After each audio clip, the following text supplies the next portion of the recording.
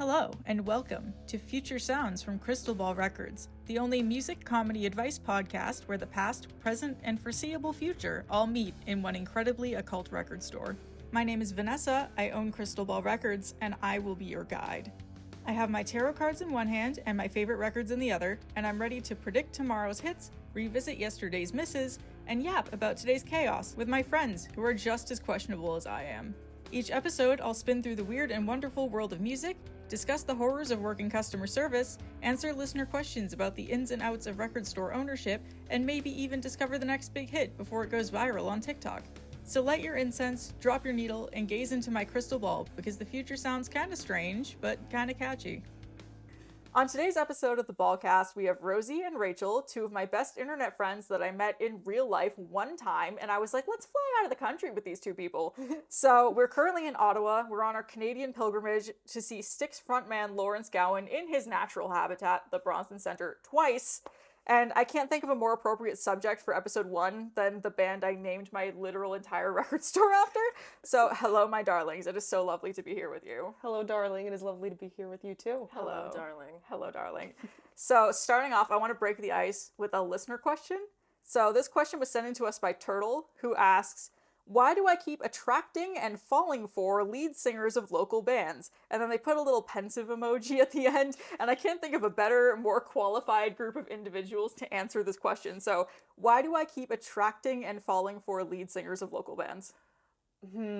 I'm not sure if I have an answer for that one. Really? Well, because that's never happened to me personally, because I live in the middle of nowhere and there are no local bands? local bands. Oh no!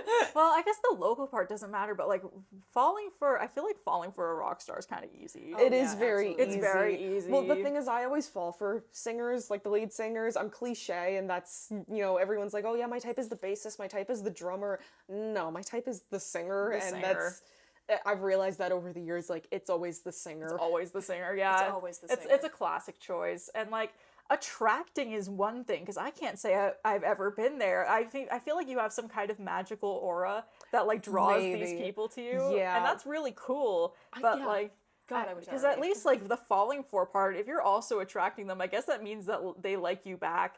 Trying to make a statement at a concert, it depends on, not just the outfit, your mannerisms, the eye contact. Sometimes all you have to do is make eye contact with someone and it's like, oh, yeah, well, maybe I sent them something telepathically by accident. So I guess it's just in your nature, and that's where your lucky draw is. Exactly. And I feel like, especially with bands, like, you're watching someone on that stage and, like, the mood is right, the lighting's right, everything feels so magical, and if you just take one look at them and you're like, oh shit, I think I really like this person, it's an out-of-body so experience. Easy. I know, right? It's just, so easy. That's what your soul wants. Your soul ascends at a concert. At least it does for me, because that's the magic is supposed to be there. Yeah. So maybe the magic is just obviously there for the band too. Yeah. If we're talking about local specifically, since I'm from San Diego, there's a lot of local bands around. Over here, it's mainly punk and hardcore, which is nice. I'm a little indifferent to punk and hardcore bands, but usually when it comes to singers being attracted to me, it doesn't really happen very often, because back when I used to photograph local shows, I wasn't really concerned about my appearance.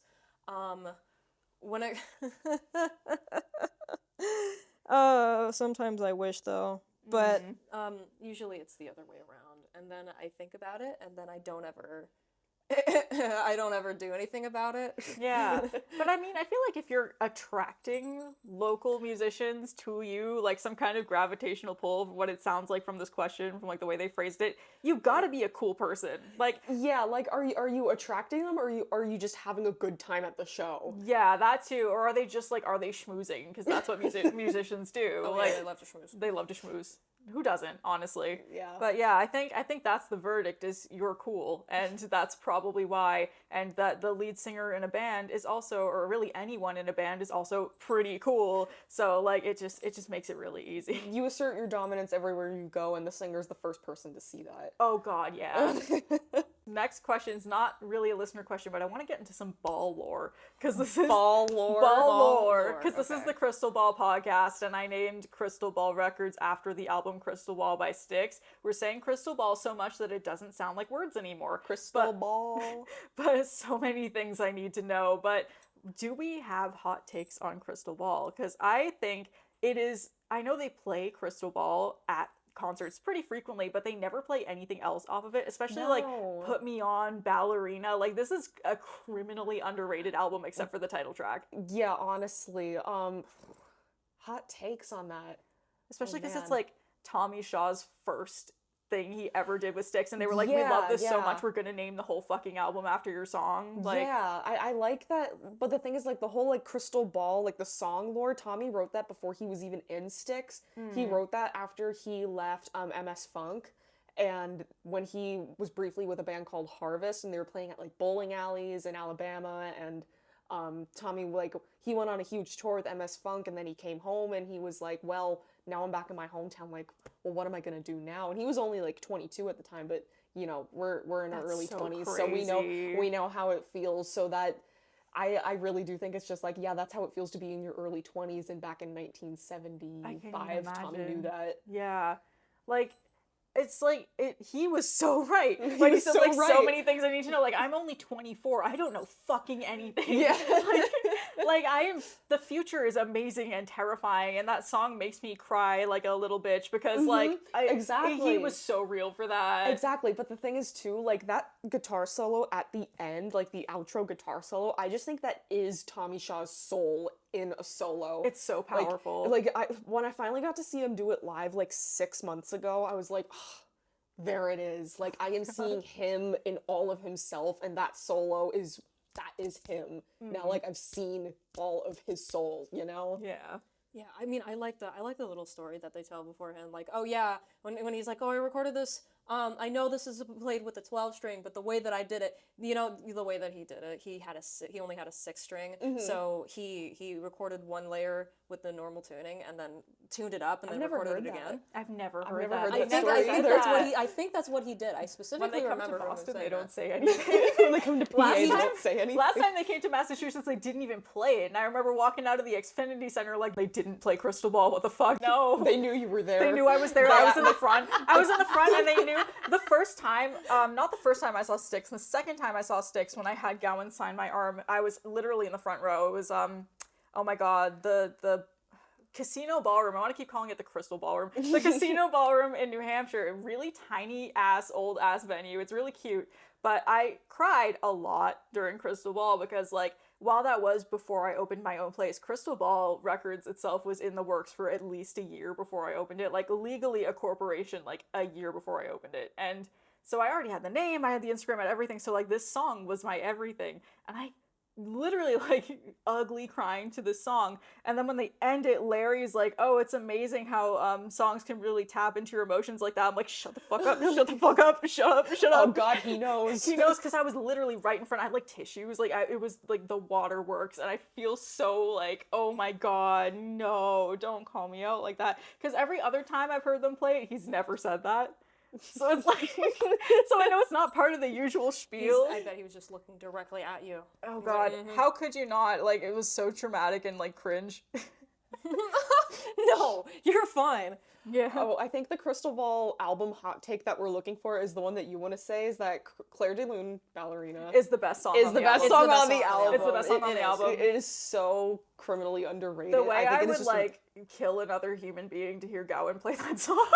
Same I don't know if here, I can say that. It's my podcast. I can say whatever I well, want. like, Gowan played Claire de Lune on a story a few months ago, and we were like, oh my god. We were like, please, man. I replied to that story like an idiot, and I was like, hey, I think you know what comes next. I said, like, a ballerina emoji, or, like, the ballerina shoes emoji, and he never saw it. But, yeah. I feel like, Gowan, if you're listening to this, please make my wildest dreams come true, and play not just Ballerina, anything off of Crystal Ball, like, straight up. But I guess this transitions into the next segment really well, which is favorite songs and albums, because we all know, like, my favorite Styx song is Claire de Lune Ballerina. Yes. But yes, like, we do know that. I know you're the designated Kilroy Was Here guy, Rosie. But we have, so Rosie loves Kilroy so much that we have a designated section for that specifically. The next bullet And point, this- the document that I have in front of me says favorite songs and albums, transition into next segment. Kilroy Was Here, hot takes, let Rosie yap about Kilroy Was Here lore. But we're gonna get to Kilroy in a second.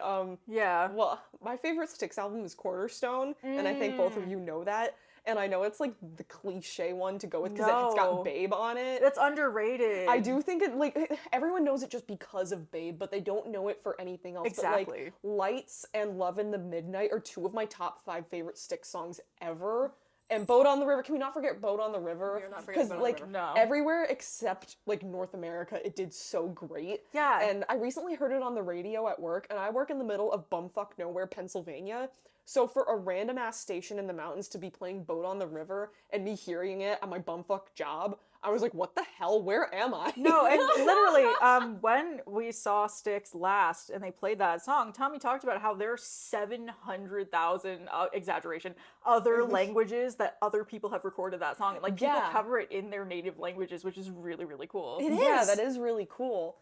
For me, oh gosh, I'm other than Kilroy Was Here, my favorite Styx album. Oh my god, that's a good question. Probably it's a tie between Equinox and Big Bang Theory. Ooh. Big Bang Theory is Theory's- good. That does deserve more attention. I can't does. tell you how many times I've listened to their cover of Locomotive Breath by Jethro Tull because, first of all, I think we were completely robbed by Gowan not playing that piano intro in the original version of it. But JY's vocals, like, it was perfect for him. I think it was so great, and I love how they add their Styx harmonies to everything in it, like everything that they do, even when they do like A Criminal Mind and when they do their shows in Canada. But hey, we're seeing Gowan tonight doing A Criminal Mind. oh and my tomorrow, God. And too. tomorrow. And Jeez. tomorrow. Yeah, we're crazy. Oh my god. For me personally, I really like It Don't Make Sense. It's that is probably my favorite song off of that album. It's just so oh my god, it feels like he's giving me a hug. You mentioned the Big Bang Theory. Now I'm thinking of Influence, the Shaw Blades album. I fucking love that Shaw Blades album. I love their version of Summer Breeze by Seals and Crofts even more than the original. You know, it's kind of like when Def Leppard did their Yeah cover album. It is called Yeah from 2006. Everyone thought that their cover of No Matter What by Badfinger was their song because they did it so well and they really made it their own that everyone thought it was their original song. Yeah. I feel that way about the Shaw Blades version of Summer Breeze, and then I'm like, oh wait, that's right. It was actually a super great mellow version in the early 70s too. For underrated Styx, though, can we talk about Cyclorama real quick? I'm Yes. about to Oh my say God, some yes. problematic shit, but Kiss His Ass Goodbye is a really good song.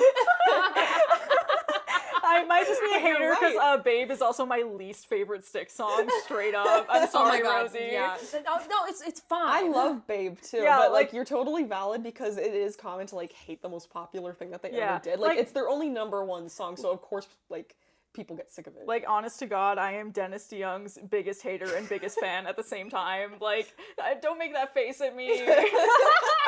I love him, but I hate him at the same time. Like, Dennis, if you're listening, we do love you. we do love you, do, but like at the genuinely. same time, it's like, oh my god, Kiss His Ass Goodbye is a really good fucking song.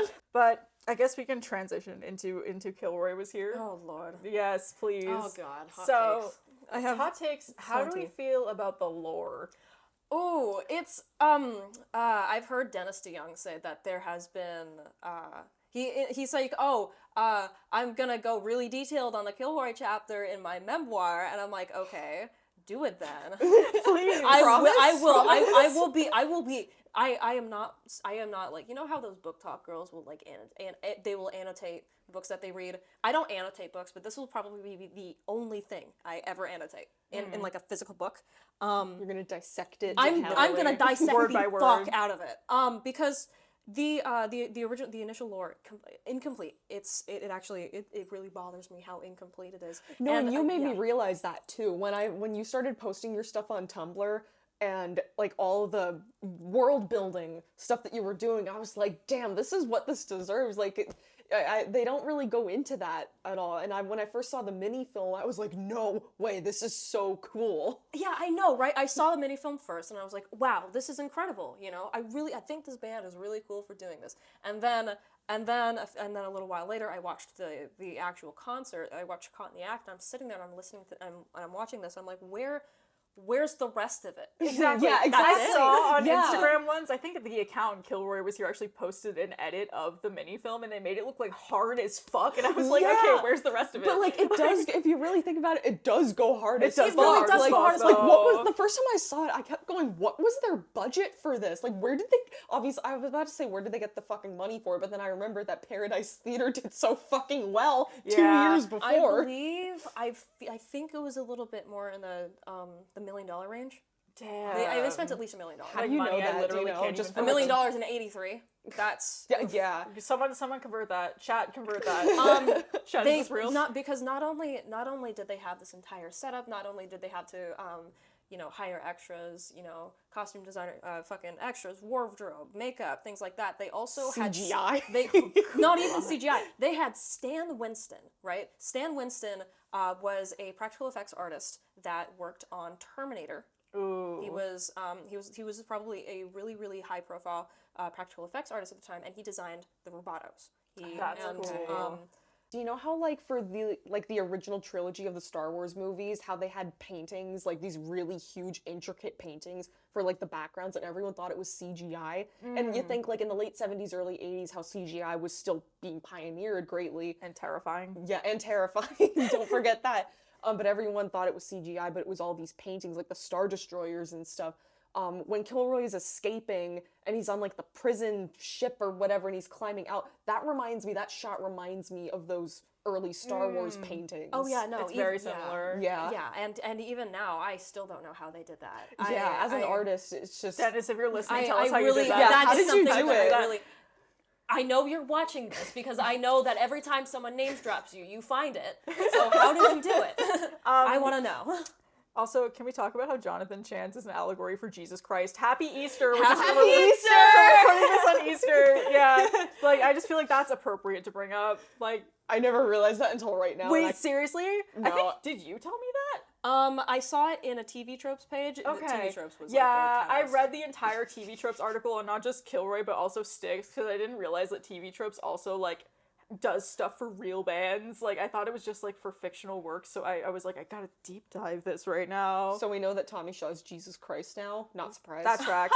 He's got the hair for it. He's got the hair. He's and got the beard. Yeah. I thought you were just gonna say, like, oh yeah, I just turned Kilroy into a religion, which is fair enough. Like, I support you it. Make a religion out of this. I got a shrine at home, bro. Oh yeah, as you should. I got a shrine. I love that. I got a shrine. You got the shrine. And the thing though, there is quite, and the other thing that really pisses me off about Kilroy Is Here, there is absolutely no character development whatsoever. All of the characters, okay. It's supposed to be goofy, I get that. Skip, okay, Dennis, I know you're watching this, skip ahead like 30 seconds, okay? Dennis DeYoung is a musician. He's a great musician. He's a wonderful musician. He knows what he's doing. He knows he's self-taught, which is incredibly impressive, right? It's really impressive how self-taught Dennis DeYoung is, and that he's done like absolutely no external classes from what I know. But he's not a writer. He is a shitty writer. All of these characters are one-sided. They have no background development. They don't even interact well with each other, other than just like a simple exchange. Like the only exchange that we see is between Kilroy and Jonathan, and that's very like lackluster. So I'm watching this, I'm watching the end of Caught in the Act, and I'm sitting there and I'm like, what is happening? There's nothing happening here. They're just reciting lines. There has to be I'm like, what's the reason? Why is this happening? Why is Dr. Righteous the way he is? Why did he go this far? Why did he specifically frame Kilroy? All of these questions I'm having, and I'm like, none of these are answered. There are plot holes, like the size of you're from Boston. You probably get potholes the size of the fucking plot holes in this movie. Literally.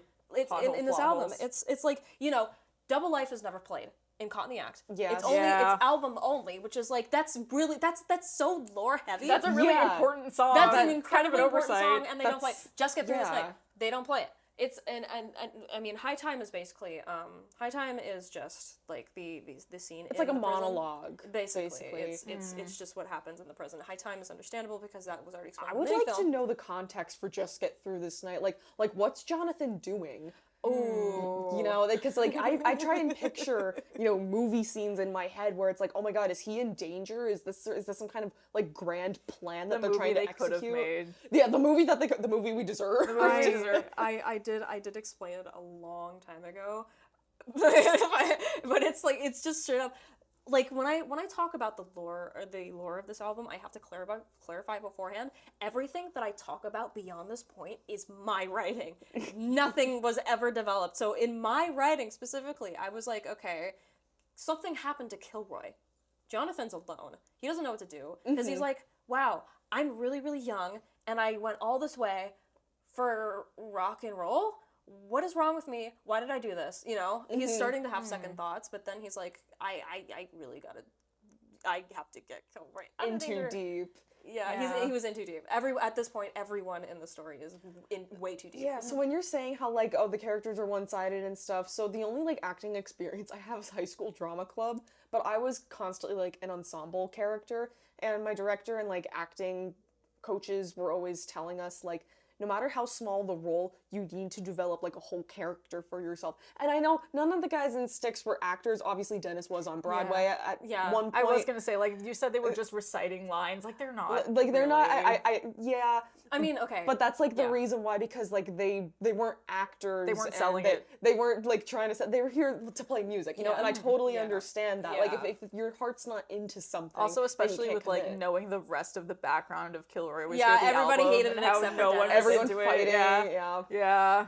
I mean, like a bitter divorce. But hey, we got like a bunch of great albums, a bunch of great solo albums because of Kilroy. If you think about it. Thank you, Dennis. Thank you, Tommy. Thank you, Dennis, for being thank you, JY. Asshole. JY, put your solo stuff on Spotify, please. I want to talk about JY real quick because I think Heavy Metal Poisoning is one of the best songs on Kilroy Was Here. It absolutely is. Like, why is it the hardest song on the whole album? I understand why they won't play it, but I really wish they would. If they played it live, I will have to leave in a stretcher. Okay, you remember we were talking in that chat a few months ago when they did that like 23 song medley. They used to do that like 20 years ago live, and Heavy Metal Poisoning was in it. I know, briefly. I lost my and like JY looked so happy to do it though. Yes, that's what I've been saying. Everyone that's been talking to me, like the first time I ever saw Styx, it was in Humphreys by the Concerts by the Bay in San Diego, and it was one of those where like they couldn't hide the tour buses, so they had no choice to come and see us. So yeah, real tonight. It's the same thing with the casino. Yeah, ballroom, they couldn't. They can't hide it. So no choice. I was talking to this guy about how I got into Styx, and I said, "Oh, I got into Styx because of Kilroy Was Here. I understand the controversy behind it, but like watching JY do it, I wanted to ask him about it because he seemed like he really, really enjoyed it. JY's very sweet. He seems like he really enjoyed it. And this guy that I was talking to, and he's like, "How old are you? What year were you born?" I'm like, 2004. That doesn't mean that I don't know anything. Yeah, I know. I probably know. 2004. Yeah, I was born in 2004. No.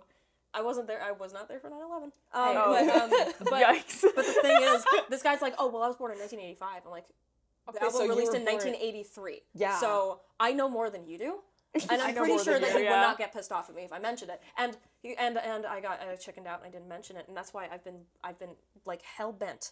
I'm as of right now, I've been to about 6 Styx shows, Nice. just solely for the purpose of hoping I run into JY once so I could ask him, because I chickened out that one time. Yeah. The second time they were at Humphreys, he was too tired to talk to anybody. He just walked by and I'm like, fuck, I was dressed up as Dr. Righteous, dude. I love Dr. Righteous's fit so much. I know. He looks so great. greasy. He looks so greasy. I love him. I love that character. Greasy? I loved he's so smooth. Jonathan Chance's fit. It's like kind of giving like Marty McFly Oh my god. a little bit, and that's the only way I can explain it. Did like, Back to the Future come out before or after? I don't know. Okay. After. Yeah. That was So they 85. probably- So they ripped I wanna Styx say. off. Yes, they did. Styx did it first. And I feel like I really am attracted to Dr. Righteous as a character. As a character. As a character. As a For the character. record. For the record. Because he's got so much like potential for development. Like Because he's like this comical super villain, really- but like, what's yeah, the motivation for that? in the my god! In the in the album and the music video, I like how bad JY is at acting because it makes him look so goofy, and I love that. That adds to like the whole flamboyance of it. Like it's like he's supposed to like Dr. Righteous is really supposed to represent like during that time, the Satanic Panic was happening, and he was representing televangelists, certain governments in certain states. So of course he wanted to be like super stupid because like this is really stupid. They banned our album, and it's still stupid. And it is still stupid. Nowadays it's more relevant than ever. Honestly. Fuck censorship. It's still fucking censorship. Stupid. It's still fucking stupid. Absolutely.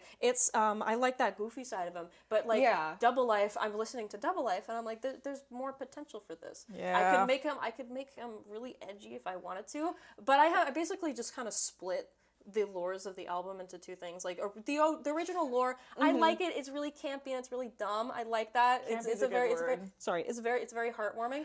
I was gonna say like Styx has always been super camp. But I feel like that might have, and I love that. That's one of the things that defines Styx is that they've always been like super camp and unashamed of it. But I do think that that didn't go super well with the whole Kilroy universe, where it was like, obviously they were still Styx, they were still super camp, but like I feel like this Kilroy whole universe storyline could have been a lot better had it been less campy, if you know what I mean. More serious. Yeah, like deep, edgy. It could have been an emo album, right? Yeah, literally. Give us that My Chemical Romance bit. Yeah, that's what I'm saying. It's like oh my god. They're and like I remember hearing I remember listening to an interview that Dennis DeYoung did like on the anniversary of Kilroy Was Here, and him talking about I feel like I think he said something like he signed like the bill, Code 672 was signed into law around the same time that Kilroy's concert was rated at the Paradise, and I'm like, that is good. I like that. Never explored. You wrote this and yet you never explained it ever. So I'm like, yeah, no, he was the one that made the fucking call. The kid that died at the Paradise, that was a patsy. He was placed there for a reason, It's all one big conspiracy. It's one big conspiracy. Literally in Caught in the Act, you can see one of the MMM officers beating him to death with actually Chuck's bass guitar. Jesus. Chuck. I want to use this to transition into, I have one more talking point after this, but I want to switch the last two talking points because the grand finale was going to be talking weird shit. I want to talk about fan art, fan fiction, fan forums, stuff like that. I want to talk about Styx fan fiction now. Oh my god, do not get me started. So I'm going to continue to talk about Kilroy Was Here. You two know what I'm about to talk about. That one fan script. Okay, so back when I first started getting into Styx, back in September of 2022, I usually when I get into a new fandom, I go, I wonder what other people think about this, and I load up Archive of Our Own. Yes. So I'm like, okay. Kilroy Was Here, in like the edit search tag, I write Kilroy Was Here, and it's there, and I'm like, that's a little weird. So I click on it, right? 8 fanfictions, and I'm like, oh shit. And so I scroll down and I see an explicit one, and I'm like, oh shit. Spicy. So I click on it, and it's by and I'm like, okay. If you're listening, don't feel obligated to say anything. Yeah. She's not listening to it because she doesn't know who we are. Keep it on you don't the know who I down am. low. Yeah. Okay. And so I was reading this, and it was formatted like a screenplay. It was really weird. It was formatted in script style, and I remember it was like someone's OC. It was this girl named Fiona. It was someone's OC, and she had worked with Dr. Righteous and stuff like that, and they were it was 2 chapters, and the first chapter was Dr. Righteous talking about why he's like this, and in the script, in this person's fanfiction, apparently, the reason why Dr. Righteous is the way he is was because he used to be part of a band, and then his girlfriend got crushed under a tour bus in an accident with Kilroy's tour bus, and then his older brother, Lieutenant Vanish, used his grief in order to manipulate him into becoming Dr. Righteous and doing all the stuff that he does. So there was a player behind that one, and so and he's explaining all this, and then Fiona's like, I'm gonna get a rock back for you, sir, and stuff like that, and then they kiss, and I'm like, okay, oh God, I'm just picturing Fiona from Shrek. The Fiona. Okay, I'm not saying this for any particular reason, but just the Fiona in this she was me. She looked like me. She was black. She had curly hair. But the second chapter, it's titled "And Now for Desert." Wait, instead of dessert? Yeah, like dessert. And it's desert? now for dessert. Now for and, desert. And I'm like... That's what I said when I landed in Las And I'm Vegas. like- And now for desert. When we met up in Vegas, and now for desert. and I'm reading this, and it's still in screenplay format, and it was like, and it was like, oh, Rachel's pins are down to the bed, God. and she's like, No. I find it kind of hard to read smut, not gonna lie. And he's, I just don't read. I don't read it. I don't know. But why do you have a fanfic question? Because I wanted to talk about weird stuff, because I also want to talk about fan art, and I want to talk about the memes, because like I love a good boomer meme sometimes. Like a good boomer comic, like newspaper comic style, but also being Gen Z and making Styx memes for a very specific audience is really fucking funny. It is I don't know so if you guys have funny. seen, I found a bootleg Styx blanket on Amazon. Yes. And We fucking on the Styx I put the whisper meme font Ladies, over it. one Just at a says time. it just says we fucking on the Styx blanket tonight. I made a few TikToks.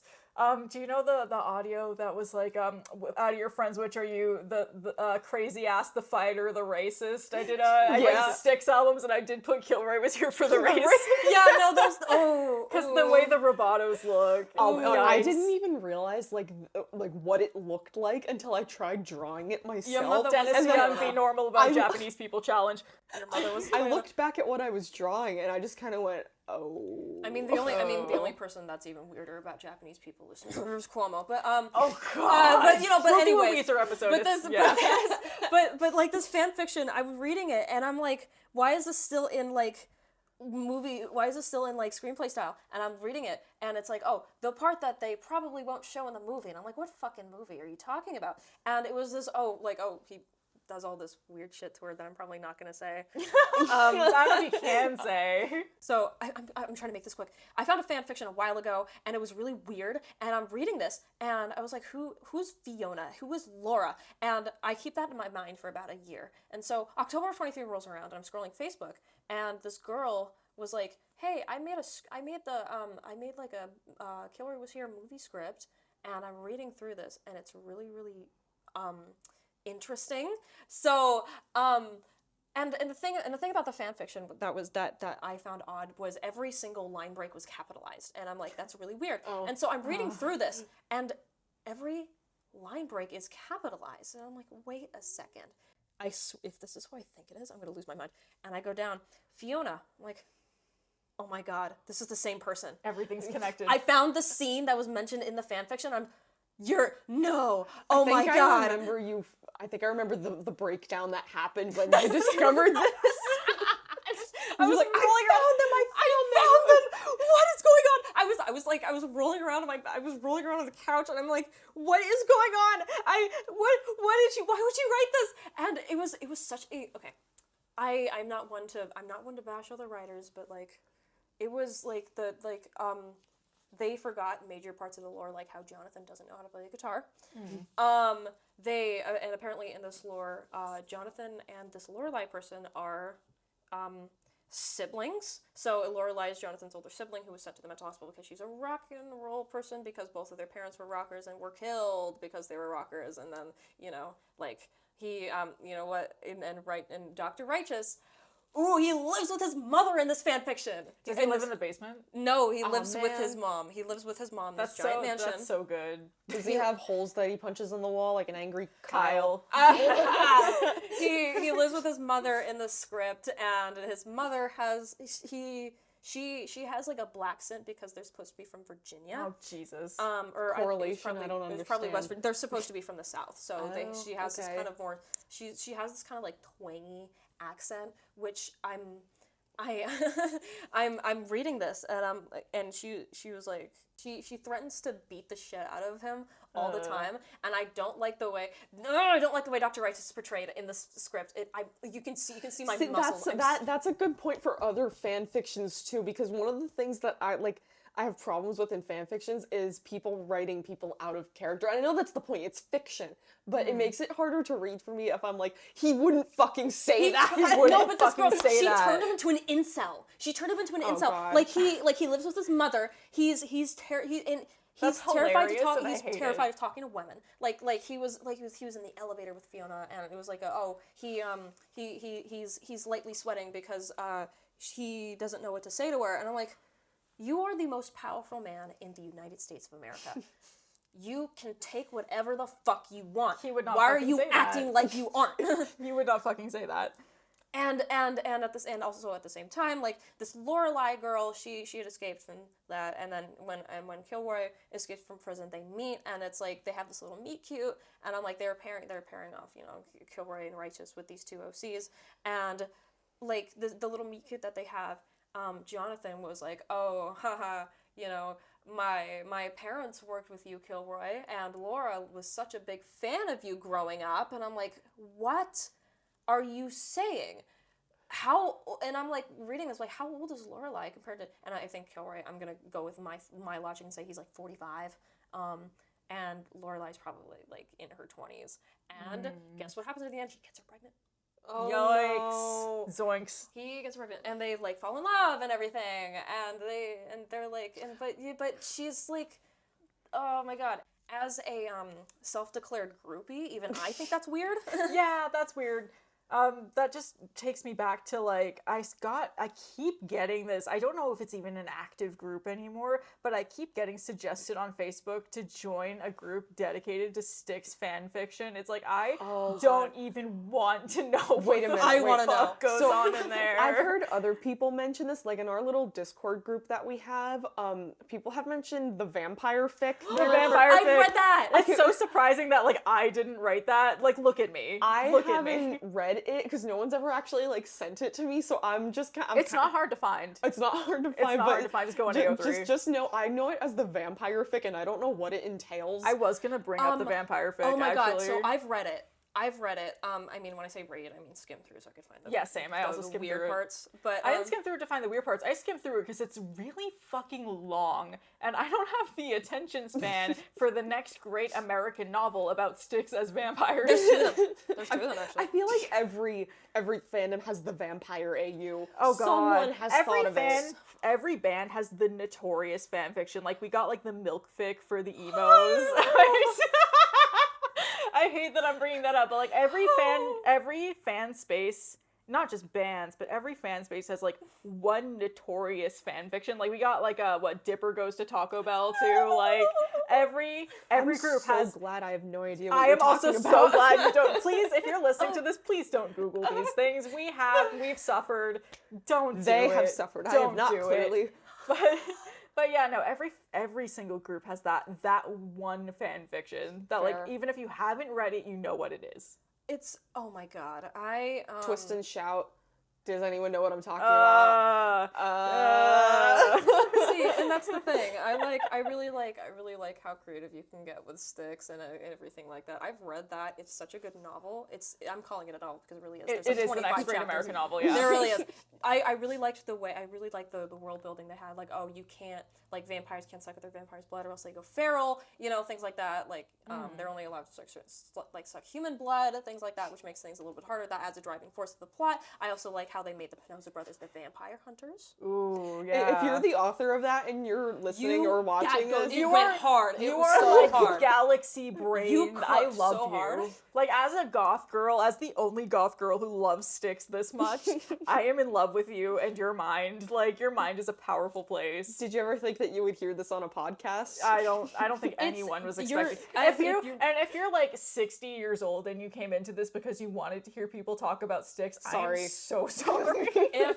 if you're watching this, like I, as someone who also writes, that it's incredible. It's such an incredible. The wording is incredible. The descriptions of all of the battle scenes are incredible. I really enjoyed that. That again, the extra little tidbit of the Penosa brothers being the vampire hunters. I really liked that a lot. And you know, as someone who also is like gothic in spirit, that it's really refreshing. It's extremely refreshing. Same thing with the I think they also had like a medieval AU where Tommy was like a prince. See that. I think it's good. Like, so if you are like, I don't know, over the age of 60, if you're an OG Styx fan from back in the day and you're hearing like, you know, these three girls in their 20s talk about Styx and like our perspective on it, I really hope that like, I don't know, you feel a little bit educated in some way. Like this is what this is how we see it. Like we are still enjoying these things. It's not just exclusively like an older generation My favorite thing about Styx, though, is I get to see on Facebook like 60 and 70-year-old women acting like 13-year-old girls. We forget the people who pioneered fan fiction were in the 60s and 70s writing about Star Trek and the Beatles. Like, Absolutely. we owe it all to them. And times have not changed. People Absolutely still do this about the same bands. Like, I had Beatles autism really bad when I was 13. The amount of like Mick Lennon fan fiction I was reading is fucking abysmal. And like, I owe it all to like 13-year-old girls in 1965 who wrote these on a typewriter and exchanged it via snail mail. Fan art too. Fan art too. Fan art too. And speaking of fan art, me and Rosie are fan artists. Yay! And so are you. A little bit. I drew Gowan as a vampire once before I read the fan fiction. Actually, he had Liberace's piano in Vegas, not this year, but the year before, and I was like, I need to draw this man as Dracula right fucking now, or I'm gonna like get violent. Like, and honestly, the way that he's described in the fan fiction, in the vampire fan fiction, is completely on the nose. Because they described him as like really over the top. Like he dresses like a Victorian vampire. He would be really. He good would on, do that. He would 1,000%. Be really good on What We Do in the Shadows as like an extra cast member. Oh, absolutely. Just throw him into that mansion with the others. He would do really well. Larry, if you're watching this, I loved you and she never died. By the way, the Hat Man. You were so good when you stared into the camera for like 3 seconds. And see the Hat Man. That's what we're gonna do before the concert. Yeah, no, take too much Benadryl. I'm gonna go up to him and I'll be like, I loved you and she never died. I didn't know you made music. Oh, you play the piano? Speaking of Larry, also,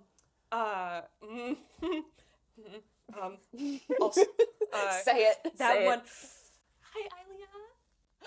I love you. I love you. I wish I was you. Like, we love you so much. I'm sorry about your bicycle. Also, if anyone has seen, you post it on your story all the time. If anyone has seen the bike that was stolen from you, please return it. You're such a good person. Like, please return it. The guy who stole it was probably happier that he got the bike. Oh God, not the Shen comics. You know. I mean, I hear someone's bike get stolen. I'm like.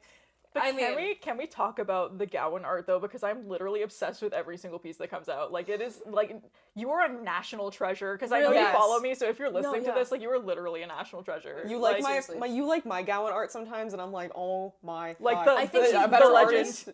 A better artist liked my stuff. No, literally. I think she might be mutuals with me on Tumblr. That's so fucking cool. I think she might be mutuals with me on Tumblr too. I haven't logged into Tumblr in 30 years. It's incredible. And, like, the fact that it's, like, officially sanctioned art, too, from the band itself. Like, you did the comic? Like, I am so criminal minded. I fucking wish I could fan art my way into my fave's life. Like, straight up. We're all so jealous. Well, why do you think I do that? Why do you think I draw stuff? Yeah, real. I know, right? Didn't you get featured on the official Styx account eventually? You did. Yes, you drew Tommy, right? Yeah, because I did Tommy. You did Tommy. Lucky you. Lucky girl. Well, I actually, so that was in September of 2023 that I got featured on the Styx official Instagram and Facebook, but I actually got to give Tommy a print about, like exactly a year later in September of 24, and I was like stuttering and I'm shaking, and I got to see him after a show in Hershey, Pennsylvania, and it just so happened he came out by the buses, and when it was my turn to talk to him, I'm trying to fumble to get one of my prints that took forever to make because I don't have access to anything like that, and I was like, I don't know if you'll remember this, but the official Styx Instagram shared it like a year ago, and I'm really surprised that they did, and I show him, and he went, oh yeah, and I was like, I can die now. I'm gonna use this as a point to transition into our last talking point, which is personal anecdotes from Styx concerts. Yes. I want to talk about mine. I want to talk about this now because if you're not watching the visual, if I even post the visual, I got my arm signed by Gowan and I got it tattooed because I am a freak, and it is literally like I did this at the casino ballroom. I think I mentioned it earlier, but the thing is, I was waiting out back by the tour bus because the tour buses have to park in the parking lot with all the normal people, and there was obviously a barricade, and there was I got out of that fucking concert hall so fast, and there was already a massive crowd of people, and then this woman and her husband, I don't know if they want me to say their name, so I'm not going to, but I know who they are. I see them all the time at Styx shows in New England. They're so nice. She was like, the two of them were like, oh my god, like, we're at the front, but like you're literally standing behind a telephone pole, and I had a sign that said like, Gowan, please sign my arm, it's my birthday. It was a few days before my birthday, I was lying, but like they were like, do you want to stand where we are? And I was like, yes please. Like, I owe my life to these two people, because he would not have seen me, because no one else stopped. Like, they, like, people were just like walking to the bus because everyone was exhausted, which is fair, and like he saw my sign, and that's why he stopped. And I feel really bad because I did almost start crying, so I had to like abscond from that interaction really, really fast. And I was super weird because I did the autism thing where you get overwhelmed to go nonverbal. So I'm sorry. Thank you. I think I thanked you, but if I didn't, I'm sorry. And I'm sorry everybody mobbed you for autographs after I left. I feel really, really bad about that. I literally had to like run away because I was about to start like sobbing, like happy tears. All right, that's my anecdote. You go. Oh gosh. Okay. Okay. So it was the very first time I'd ever seen Styx. I thought I didn't have anything, but no, I do. It was the very first time I had ever seen Styx. Again, it was in Humphreys, San Diego. So it was the same time that guy, that asshole, came talked me out of asking him about Dr. Righteous. Whoa. And, yeah, no, that guy was an asshole. I hate him. I hate his guts. If you're listening, fuck you. If you're listening, fuck you. If you're listening, fuck you. So he when JY came out, I didn't ask him about Dr. Righteous, but I told him like he's like you know, the standard, wow, you're really cool. I think you're super awesome. This guy, oh my god, he is a tree, right? He came out in between two cars, and I was leaning against one car. If I didn't look up and go, hi JY, he would not have seen me. That's Everyone real. and And he's like, to look up How to tall? JY. How tall are you for I'm reference? 5'6". Okay. And he's 6'3". Oh, so Jesus. I was craning my neck like this, like looking up at him. He's And a I'm like, tower. he really is. Good for him. And I'm Yeah. gonna scale that shit. Nice. No, I'm not. Sorry. Yeah, I was gonna say you're gonna climb him like a tree, but I didn't think that would be appropriate. Just like kitten. You know how kittens like to climb up your leg. Oh god, with Yes. their little needle claws. Yeah, Yeah. that was basically. that was. Don't worry, we're all on the same frequency. Like, Frequency. we got clown to clown communication. And so Clown to clown. And so, you know, he was talking to he was basically just talking to me and like three or four other people, and I pulled a Wayne. I wanted to make at least one reference to Kilroy. I was out of spite, but I make sure to add the Wayne's World, like, we're not worthy, and I'm doing one of these, and he's like, yes you are, come here, and so he gives me a hug. He gave me a hug, and it was the warmest hug I've ever felt in my entire life. Like, not even my boyfriend has given me any warmer hugs than that. I was engulfed. Damn, right? girl. Gideon, if you're listening, fuck you. Okay, well, okay. I'm sorry. He's a lot wider than my boyfriend. Hello. He's sturdy. He's built like a brick wall. Yeah. I'm sorry. Yes, you are, James. I'm sorry. Wait, it's a compliment. It's a compliment. It's a compliment. It's a compliment. We love you. He's built like Mr. X from Resident Evil. love He dresses like Mr. X from Resident Evil. But like I was very engulfed in like a very nice and sweet brick wall of a person. That's so and nice. and I doubled over in like absolute ecstasy. I was like, yes. And then it never happened again, and it's been 3 years. Yeah. It's so funny because you mentioned things happening again, because I know I just said the Tommy thing, but I feel like I'm very I know what you're gonna say, yeah. I'm very obligated to tell the Ottawa story since we're in Yes. Ottawa and we're going to reenact it essentially. Twice. Yeah, twice. Sorry, Larry. Sorry, Larry. I know. I keep bugging you. We keep bugging you. I'm We're sorry for being in your DMs constantly. I know I'm annoying. I'm They are. sorry. I'm not. Me too too. Thank you for all the photo passes. It's hopefully I get to say this to you tonight, but if I don't, it means so much to me as a young photographer and like an amateur photographer. It may seem like absolutely nothing for someone to just be like, yes, I'll give you a photo pass, but it is the most absolute important thing in the world to me. And to just like get it is so incredible. But anyway, so in November of 2023, I decided to make a pilgrimage to Ottawa by myself, first time leaving the country, so I could see Gowan, because, you know, he doesn't tour in the States, for a good reason, but because his stuff We don't wasn't deserve it. because we don't honestly. deserve it. We That's don't the fucking reason. deserve it. But his stuff wasn't released in the States, so, you know, completely understandable. Which is bullshit, by the way. Yeah, Gowan tour in the States now. Anyway, so I saw him at the Bronson Center Theater, which is where we're going tonight and tomorrow night. And it was the end of November. It was the week after Thanksgiving, American Thanksgiving. And I got to shoot the show. I got great shots. I gave him a print from the crowd because I was right up front. Oh, that's and cute. him and the whole band posed with the print, and I still haven't seen the photo. Oh, I my still God. Larry, haven't do you seen have the photo? I don't you need even to know. ask him for it tonight. Ask him tonight. You gotta How ask would him he? tonight. How would he remember that anyway? I think he'll remember Because, you. dude, He'll dude, remember you. You are pretty much you're pretty close to being at the same status that Ilea is. A little bit. You're A getting I do there. what I You're can. getting, you're getting close. There. You're I getting do what there. I can. So afterwards, I was with this very nice couple, this very nice local couple to Ottawa. I don't remember their names, and I hope they're there tonight and tomorrow or tomorrow. They were super nice, and they're like, "Oh, it's so easy to like wait around back afterwards." Now it was the end of November. In Canada. Was fucking freezing. And like you guys discovered it today that Canada cold hits so different. Oh, it's so like, bad. It said it was like 53 degrees Fahrenheit today, which is probably like It I said don't know, feels 19 like Celsius, 40. something Like, like no, that. it feels like 25. Like, Yeah, it was terrible. So it was about 19 Fahrenheit, which was about -6 Celsius. Oh God. It was awful, and I was in layers too. So everyone was waiting out back for him, for the Gowan band and everything to come out. And I was the only one left waiting there because it was just so fucking cold. But I was like, I did not come all the way this way from bumfuck nowhere, Pennsylvania for nothing. I'm gonna see him. I'm gonna tell him thank you. I'm gonna tell him he's great. I'm gonna get a picture. Like, I'm going to just, I need to see him. And I hope he's super nice about it too. Of course he is. What? Yeah. Well, he's Canadian, of course.